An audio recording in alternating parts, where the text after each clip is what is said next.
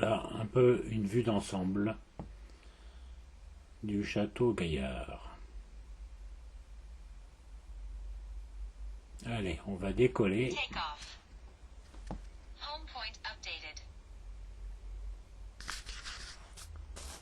On va faire un petit peu d'histoire, car ce château remonte à 830 ans. Ses positions stratégiques surplombant un méandre de la Seine, les Andelys ne pouvaient pas susciter que de la convoitise. Tiens, avec des camarades motards qui quittent le périmètre du château en contrebas. Ce château, Richard-Cœur de Lion, roi d'Angleterre et duc de Normandie, après avoir concédé par le traité d'Issoudun les places fortes de Gisors, Gaillon et Vernon, fait ériger ce château entre 1196 et 1198 sur cette falaise pour protéger le duché de Normandie et Rouen par la même occasion. Mais à sa mort en avril 1199, son frère Jean Santerre lui succède sur le trône ducal. Philippe Auguste profite de cette succession pour relancer la conquête du duché de Normandie. C'est vraiment un édifice qui était conçu pour se protéger au maximum avec donc plusieurs enceintes. Donc la grande tour carrée au fond, qui est le dernier rempart, je dirais, contre les invasions. On a la plaine en face, avec cette grande boucle de la Seine.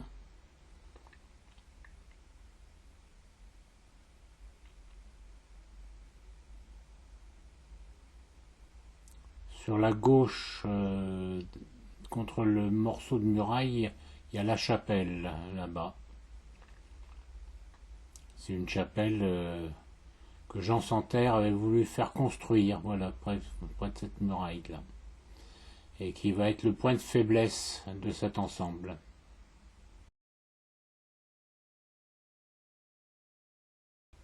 Voilà, une vue sur les Andelys. Il y a les deux Andelys, Andelys de bas et Andelys de haut.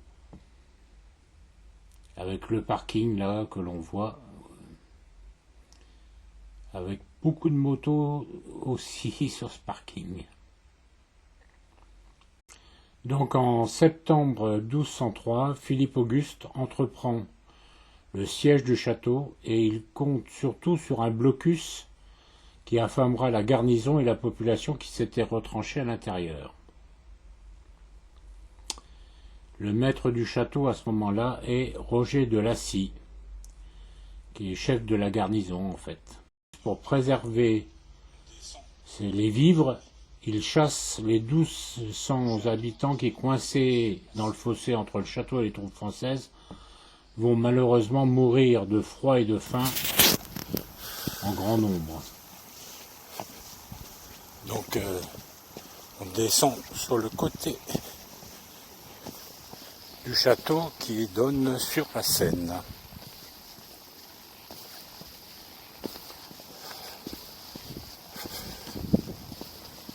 Tout à l'heure on était dans la plaine là-bas, où il y avait un passage de la Goldwyn près du pont.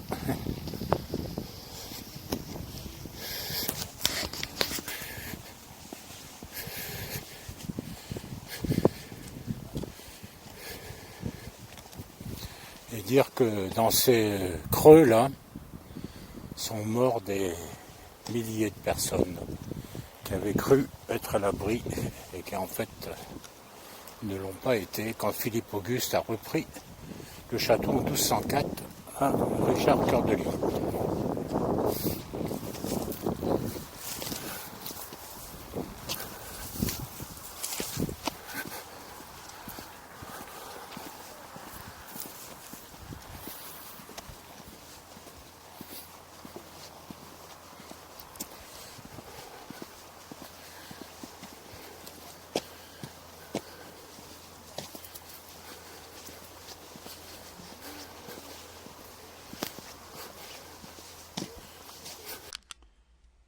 nous voici sur le côté, je dirais entre guillemets fragile, de cet édifice forteresse.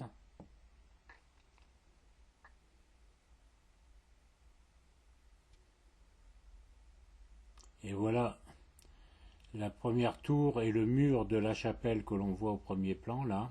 Les Français attaquent d'abord la grosse tour et se seraient introduits par l'une des fenêtres basses de la chapelle que Jean Santerre avait fait construire par erreur trop près de la muraille.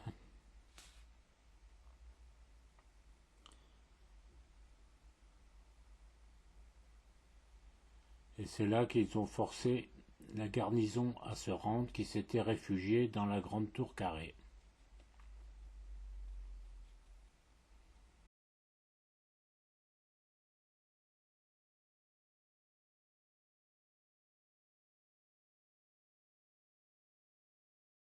Voilà, encore une vue d'ensemble. Et le drone va venir se reposer.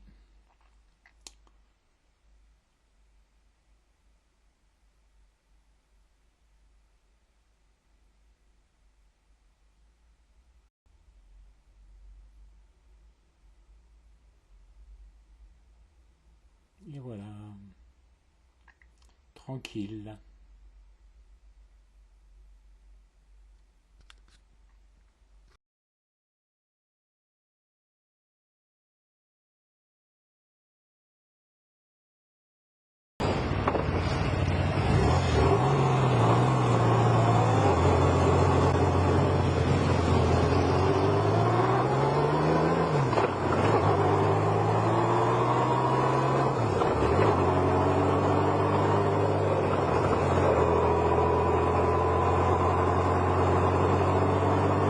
Voilà, première partie du château des Anglais. Direction la maison.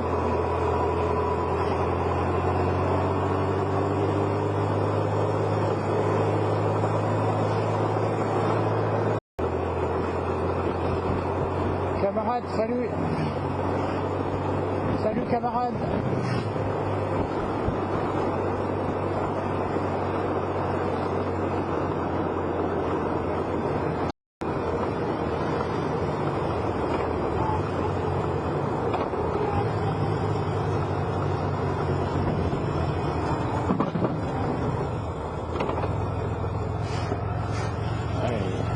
Direction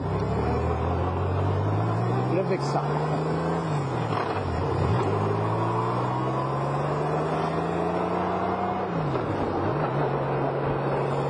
C'est ballonné au moins au de la Seine.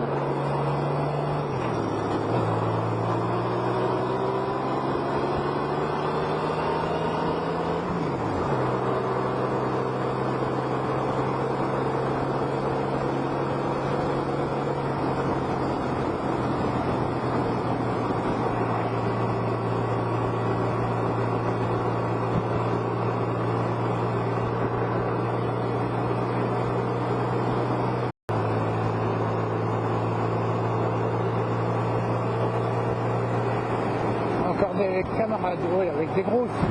Salut les camarades. Salut.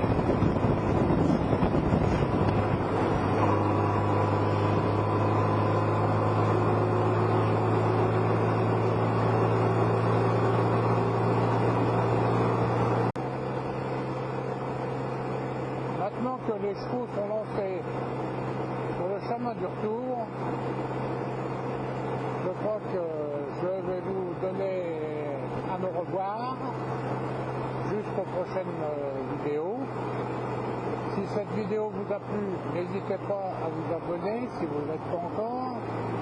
Sinon, en tout cas, à me mettre un pouce. Allez, ciao, ciao, ciao. Salut.